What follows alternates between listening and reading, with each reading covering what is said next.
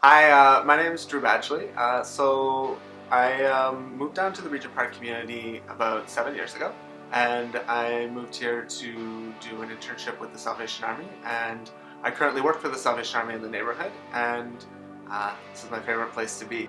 So if I'm thinking about what got me here, and what I've often thought about is how I got here, is I used to work at overnight summer camp, and I would see these kids, and I would really connect with them for 5 days. And then it would be intense, we'd have them overnight, we'd have them in cabins, swimming, hiking, everything, and then they would go home. And my second week working at this camp, I came across this kid who stuck out in my mind, and he was hurting. And we spent a lot of time talking. And I started to realize that this kid really could use something special. And we really connected well, and that was great, and he went home.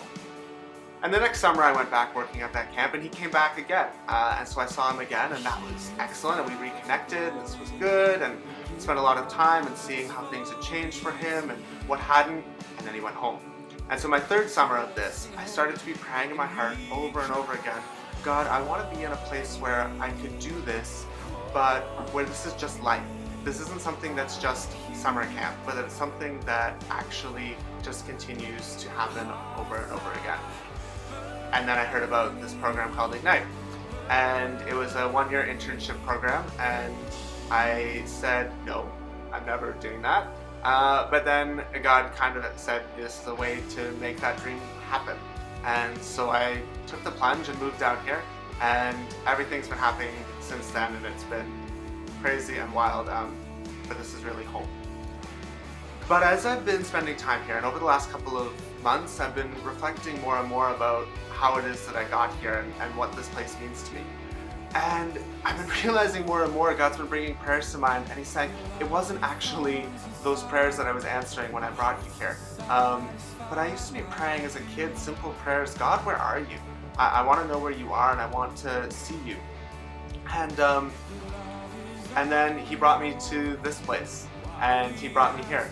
And He's been reminding me that actually your story of grace is that I didn't just answer your prayers about what it is you're going to be doing. Because my own area of broken is that I just want to do and fix and make things work.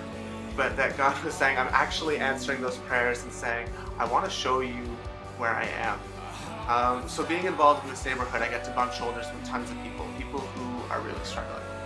People who are getting by and people who are seemingly doing really well. And all of the time, people who are absolute irrefutable miracles.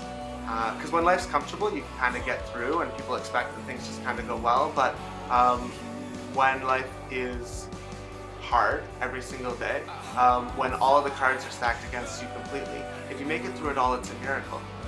When I think about why I'm called here, I think a lot about actually a particular individual. There's so many people who I feel called to here.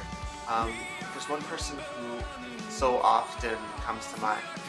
And I met this person and I was really struggling with it. I was really struggling with them because their living situation was appalling.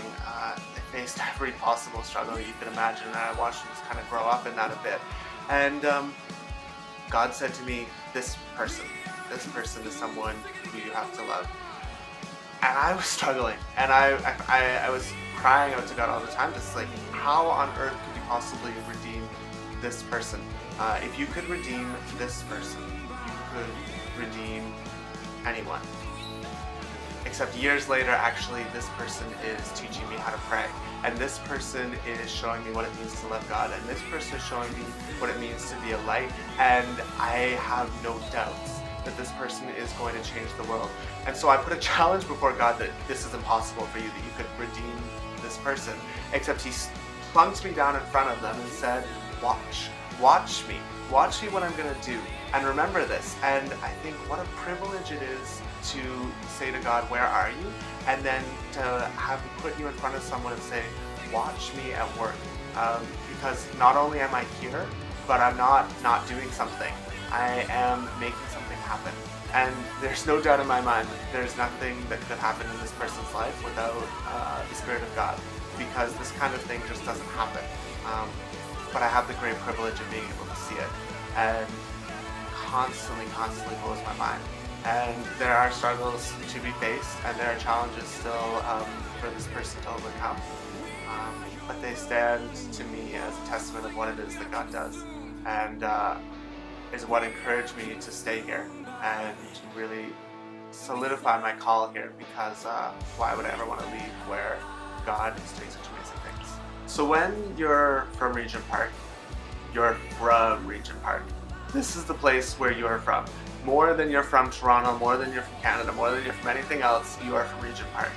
And as someone who came down here as a complete outsider to that, that was intimidating, because there was a very set set of relationships between people who really strongly identify with this particular place, and I had nothing to do with that and was outside.